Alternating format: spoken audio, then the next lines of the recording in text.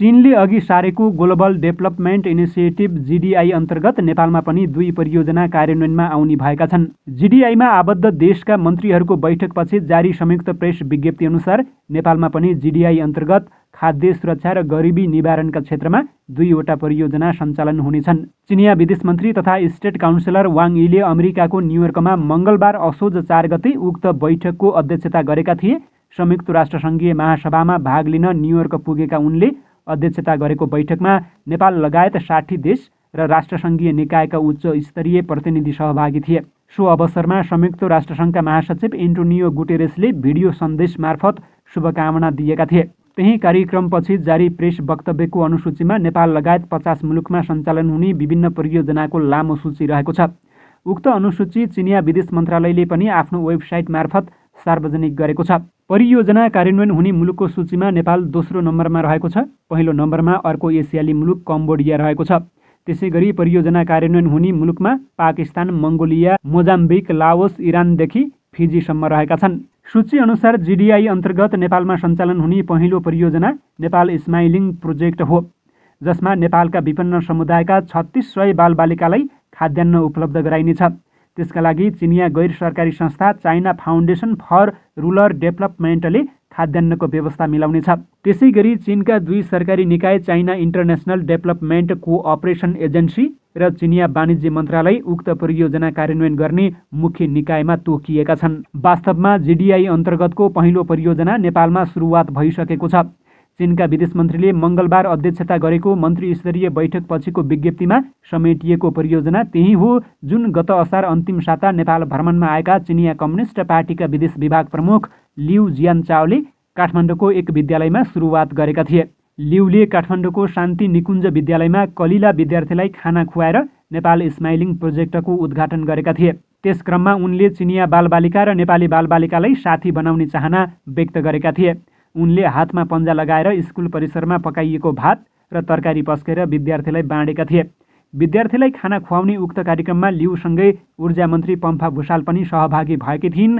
माथि उल्लेख गरिएको सूची अनुसार चीनले अघि बढाएको GDI अन्तर्गत नेपालमा अघि बढाइएको दोस्रो परियोजना दुर्गम भेगका विद्यालय र समुदायमा महामारी रोकथाम तथा पुनर्स्थापना सम्बन्धी रहेको छ। यो परियोजना कार्यान्वयनका लागि चीनका 2 सरकारी निकाय China international development cooperation agency र चिनिया वाणिज्य मन्त्रालयका अलावा संयुक्त राष्ट्रसङ्घीय विकास नियोग UNDP पनि मुख्य निकाय रहेको छ। 1 वर्ष यता चीनसँग भएका द्विपक्षीय छलफलमा नेपालले GDI मा सहभागी हुने प्रतिबद्धता व्यक्त गरिसकेको छ। सोही अनुसार चीनले नेपालमा 2 वटा परियोजना कार्यान्वयनमा लैजाने बताएको हो। परराष्ट्र मन्त्रालयका एक अधिकारीका अनुसार 1.5 महिना अघि चीन गएका परराष्ट्र मन्त्री नारायण खड्गाले चिनिया विदेश मन्त्री वाङसँग पहिलो भेटमा GDI मा नेपाल सहभागी हुने बताएका थिए। चिनिया जनकङ्ग्रेसका अध्यक्ष ली चान्सु, चिनिया कम्युनिस्ट पार्टी विदेश विभाग प्रमुख लिउ जियानचाओदेखि गत चैतमा आएका चिनिया विदेश मन्त्री वाङ यीसँग नेपालको उच्च नेतृत्वले ग्लोबल डेभलपमेन्ट इनिसिएटिभ GDI मा भाग लिने बताएको थियो। परराष्ट्र मन्त्रालयका अधिकारीहरूका अनुसार नेपालले चीनले अघि बढाएको ग्लोबल डेभलपमेन्ट इनिसिएटिभ GDI मा सहभागी हुने नीति अख्तियार गरे पनि सैन्य प्रकृतिको ग्लोबल सेक्युरिटी इनिसिएटिभ GDI मा भने आबद्ध नहुने नीति लिएको छ।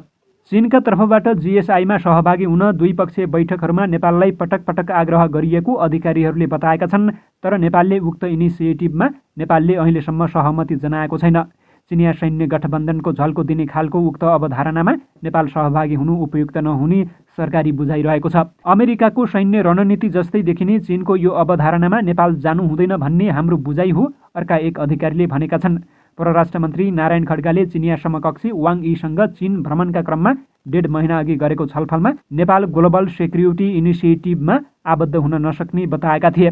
हामी कुनै पनि सैन्य गठबन्धनमा जाँदैनौँ, असंलग्न परराष्ट्र नीति नै हाम्रो मूल मन्त्र हो, उनले भनेका थिए। उनले अमेरिकाको हिन्द प्रशान्त सैन्य रणनीति अन्तर्गतको स्टेट पार्टनरसिप प्रोग्रामबाट नेपाल बाहिरिसकेको पनि बताएका थिए। त्यसअघि अमेरिकाले अघि सारेको स्टेट पार्टनरसिप प्रोग्रामबाट बाहिरिने नेपालको निर्णयको चीनले स्वागत गरेको थियो। ग्लोबल डेभलपमेन्ट इनिसिएटिभ GDI चीनले अघि बढाएको नयाँ विकास अवधारणा हो। सन् 2021 सेप्टेम्बरमा संयुक्त राष्ट्रसङ्घको 46औं महासभामा चिनिया राष्ट्रपति शीले आफ्नो सम्बोधनमा GDI बारे पहिलो पटक उल्लेख गरेका थिए। उक्त अवधारणाले सन्तुलित, समन्वयात्मक र समावेशी आर्थिक विकासका साथै संयुक्त राष्ट्रसङ्घीय दिगो विकासका लक्ष्य SDG हासिल गर्न विकासशील मुलुकलाई सघाउने लक्ष्य लिएको छ। कतिपय विज्ञले belt and road initiative BRI पनि चीनले सोचे जस्तो सफलता पाउन नसकेका कारण GDI अघि सारेको हुन सक्ने अनुमान गरेका छन्। GDI-लाई चीन केन्द्रित विश्व अर्थव्यवस्था निर्माणका लागि अघि बढाइएको एउटा प्रयासका रूपमा पनि लिइएको छ, तर GDI-लाई संयुक्त राष्ट्रसङ्घले पनि मान्यता दिइसकेको छ। ग्लोबल सेक्युरिटी इनिसिएटिभ GCI चीनले विश्व सुरक्षाका लागि अघि सारेको एउटा नयाँ अवधारणा हो। गत वैशाख 8 गते बिआओ फोरमलाई भर्चुअल माध्यमबाट सम्बोधन गर्दै चिनिया राष्ट्रपति शीले औपचारिक रूपमा उक्त अवधारणा अघि सारेका थिए। अमेरिका लगायतका पश्चिमा मुलुकले नयाँ शीत युद्धतर्फ विश्वलाई धकेल्न खोजेकाले त्यसको अन्त्यका लागि चीनले GCI अघि बढाएको शीले बताएका थिए। सो अवधारणाले विश्व सुरक्षाका लागि सबै देशबीचको सहकार्यमा जोड दिएको छ, तर अन्तर्राष्ट्रिय सम्बन्धका विज्ञले यसलाई चीन केन्द्रित विश्व सुरक्षा रणनीतिका रूपमा अर्थाएका छन्।